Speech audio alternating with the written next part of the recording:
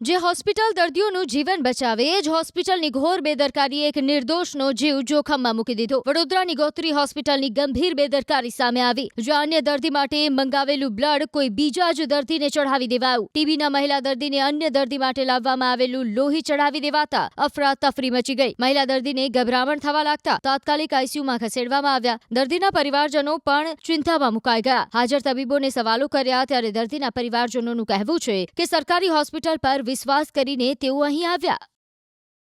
ખબર ના પડી જોડે અભણ છે, અમને ખબર પડી કે આ બ્લડ આનું નથી આવ્યું, હા આનું નથી આવ્યું, અભણ છે, અમને ખબર પડી ડાયરેક્ટ ચાલુ જ કરી દીધું બ્લડ। અને અમે શું પેશન્ટને કહીએ કે તને આ તકલીફ છે, તને આ કરવું પડશે, અમે પેશન્ટને નહીં કહેવાય, એની હાલ કન્ડિશન જ નથી, જે કરીએ આ જોડે છે આ લોકો કરે, બરાબર, એને કહેવાય કે તને આ તકલીફ છે, તને આ કરવું પડશે, એવું પેશન્ટને નથી કહેતા। એટલે એ તો સુઈ રહી હતી, આની ડાયરેક્ટ ચાલુ કરી દીધું, પણ જોડે હોય એને પૂછે તો ખરા ને।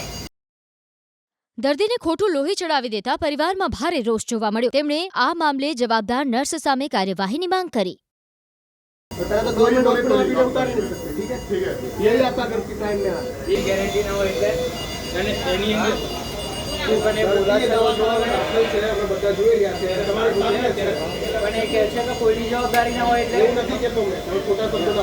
ડિપાર્ટમેન્ટના એચઓડીના કહ્યા પ્રમાણે પેશન્ટની પણ અંદર તો પેલો ઊભો છે એવું કહે છે કે જવાબદારી અમે ના લઈએ। બરાબર ના થવું જોઈએ। સર બી આવશે, અમારા નર્સિંગના સુપિરિયર બી આવશે કાલે સવારે, બરાબર, અને જે સિસ્ટરથી થયું છે એ સિસ્ટરને બોલાવશે અને આ જે ભૂલ કરી છે સિસ્ટરે એના જે નિયમ મુજબ જે પગલાં લેવાતા હશે ને એ લેશે। આ ગંભીર બેદરકારીને લઈ ગોત્રી હોસ્પિટલના સુપ્રિન્ટેન્ડન્ટનું નિવેદન સામે આવ્યું છે। તેમણે ભૂલ થઈ ગયા હોવાનું સ્વીકાર કર્યું, સાથે જ ભૂલ કરનાર નર્સ સામે કમિટીમાં નિર્ણય લેવાની બાંહેધરી આપી। મિસ્ટેક છે, સ્વીકારીએ છીએ, જે સિસ્ટરે અને જેનાથી આ મિસ્ટેક થઈ છે એના અગેન્સ્ટમાં અત્યારે એક ઇન્ક્વાયરી કમિટી બેસાડી છે, એનો અભિપ્રાય લેવામાં આવશે અને જે પણ યોગ્ય કાર્યવાહી આખી કમિટી વિચારે એ પ્રમાણે એના અગેન્સ્ટમાં ડિસિપ્લિનરી એક્શન સ્ટ્રિક્ટ લેવામાં આવશે। ટચવુડ ઉપરવાળાની દયા છે કે પેશન્ટ સ્ટેબલ છે, પેશન્ટને કંઈ મેજર રિએક્શન આવ્યું નથી।